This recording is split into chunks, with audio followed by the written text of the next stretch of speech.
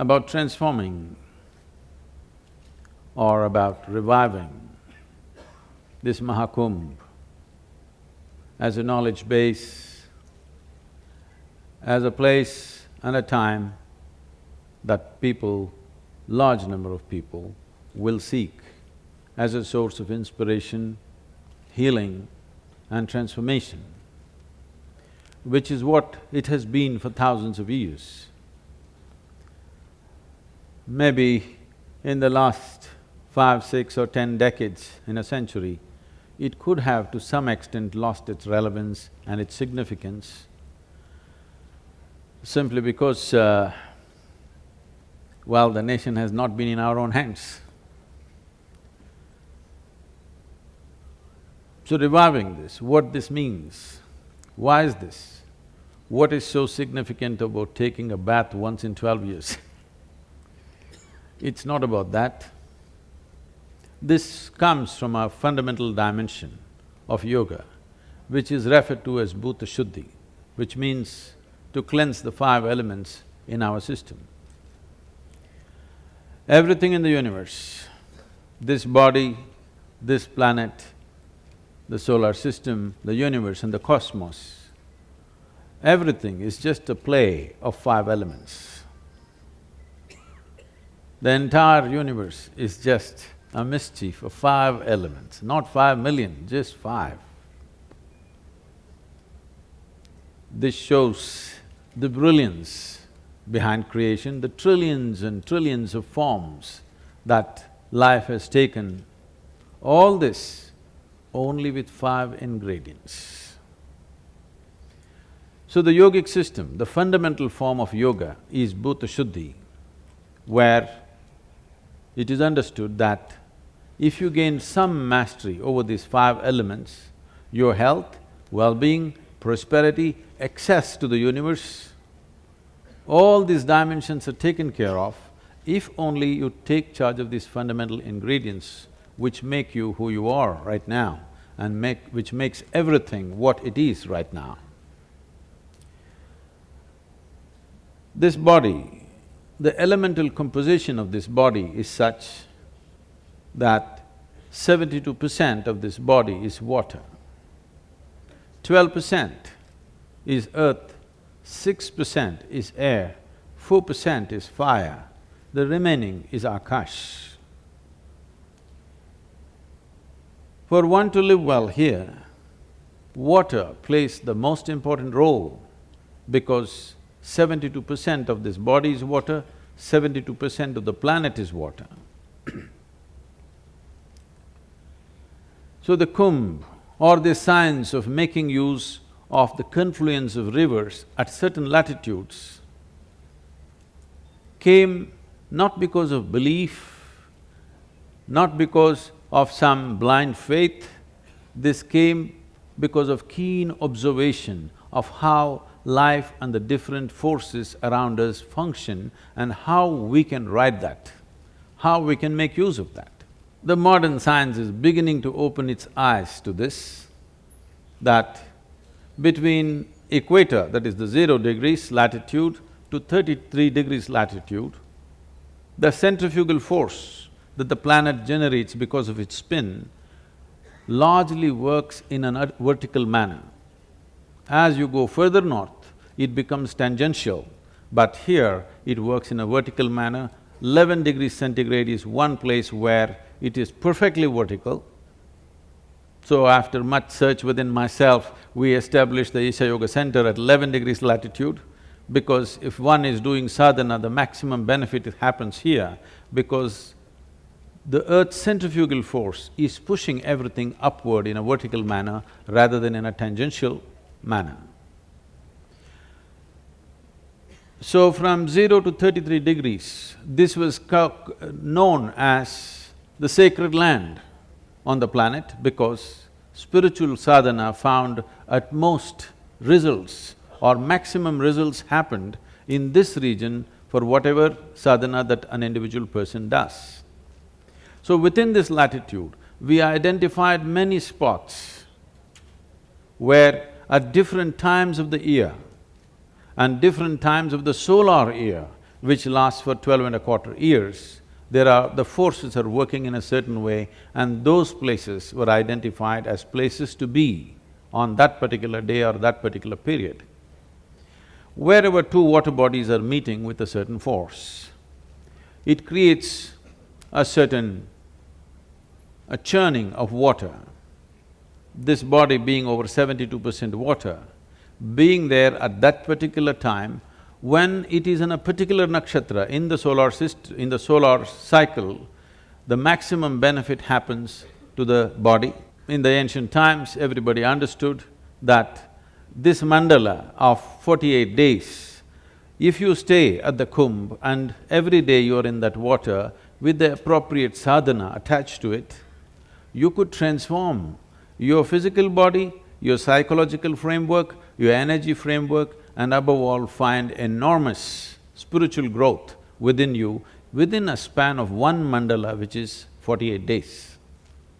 But today, slowly, it has become more just a quick visit, a half-a-day visit where you take a simple one dip and you're out. Well, maybe in today's world, we can't get all of you for 48 days at the kumbh, but I was talking to the Chief Minister and said it's important that we set at least 40 days of sadhana for everybody, wherever they may be. Every day 10 to 12 minutes of sadhana in their own home for 40 days, then come and take a dip. This will make a huge difference, because the importance of it is, at a certain place, if a certain volume of energy is happening, do you have the ability to receive it? Do you have the ability to perceive it? If you cannot perceive, no matter where you are, everything will go waste. So the whole science of why the kumbh, why at certain latitudes, why where the confluence of water bodies are happening, there's an elaborate science about it. I don't want to go into the entire process now, but essentially this is what it is, because if the water within you does not respond to the water outside of you, now the water that is here, how this water behaves within you will determine the nature of your health and well-being in a big way. How will it behave? It will behave the way you treat it. In the sense, today modern science has come to this and recorded through various series of experiments they have come to this, that water has enormous memory within itself. They're calling water as fluid computer, because the volume of memory and intelligence which is there in the water is so phenomenal. This is something we need to understand. Water is not a commodity, it's a life-making material. The water that you drink is not just going whichever way, it is taking the form of a human being. It has the necessary memory and intelligence. Only if you treat it well, it tends to behave well. If you treat it badly, it tends to behave badly. So there's a whole science culturally established in this country as to how to treat the water that you drink. So these aspects have been largely lost because we are becoming a very economy-driven cultures. Economics is only about our survival, about procurement of this and that, what we need. Economics is not the guide point of our lives. The interest of mystical dimensions or the spiritual sciences have always been, what are the laws which govern the inner nature? So towards this goal, many things were created, many dimensions, many aspects, many tools and many methods as to how to get there. Among all these things, Bhuta Shuddhi is one of the most powerful processes. The Kumbha Mela is an offshoot of this Bhuta Shuddhi process.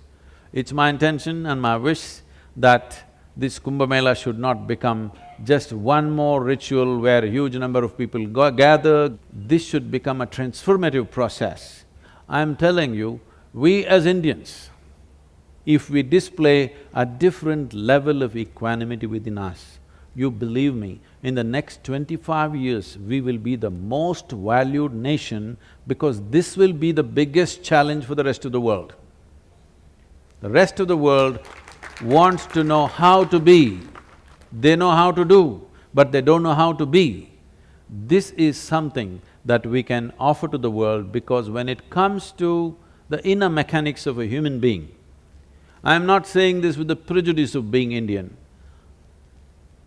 When it comes to the inner mechanics of the human being, no culture has ever looked at the inner dimension of the human being with the profoundness that this culture has explored.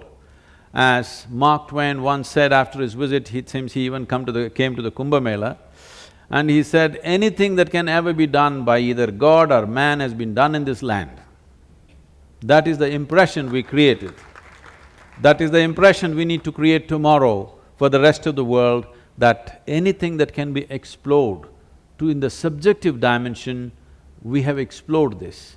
Unfortunately, the presentation has lost its way and it has become a ridiculous presentation. We have become cow-worshipping, snake-charming and whatever kind of nation, and now we are shifting into IT. All this is fine, but the important thing is we know how to be, no matter what is around us. Within us we know how to be, which will be the most valuable thing on the planet in the coming years, because everybody will get many comforts that modern technology will offer.